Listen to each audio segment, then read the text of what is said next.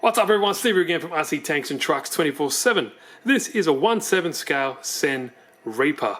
Originally comes brushless, pretty cool monster truck, but I thought I might try something different, try a new build. So this is a Toyan L400 4-cylinder. I haven't run it yet, just waiting on some parts, but I thought, I need another build. The first video, titled Am I Crazy? Still think I am crazy. If I could fit this in there, I think I can make it work.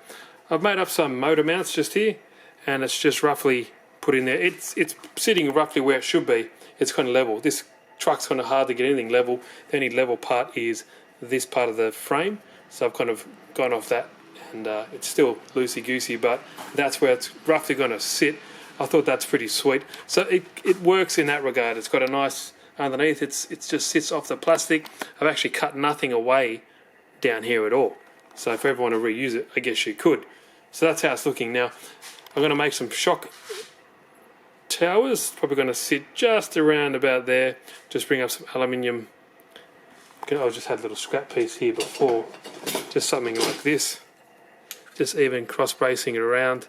And as long as it is strong enough, get two points here. This stuff's pretty thick, so that's next on the agenda. But I really want to make sure that I can get a gearbox and clutch to work with it. Now you need to move the suspension or the shocks out of the way to sit in between it, just like the real car does. Otherwise it just looks silly if it's just in the middle. Doesn't look really realistic.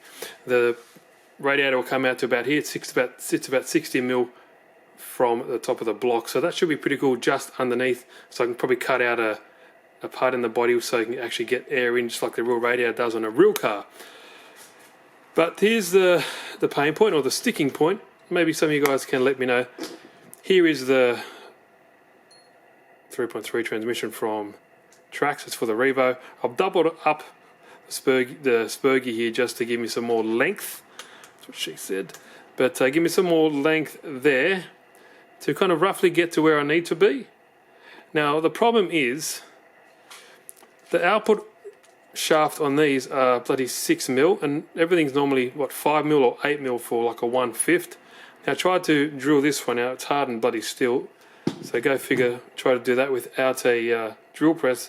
Didn't work out the best. I'm just trying to figure out what to do here.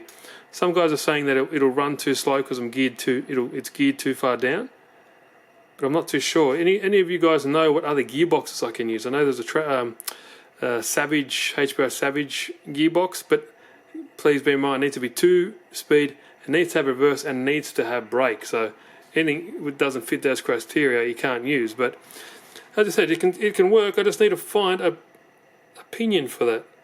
Anyone knows what pinions come in 6mm? I know there's someone, AliExpress and Alibaba, and what are those other ones? eBay, but I'm not too sure how good they are. So that's the only sticking point there. Now I had to make some modifications to the brake. Check out this. So the brake normally sits on the front of these gearboxes, just like this. Sits in front.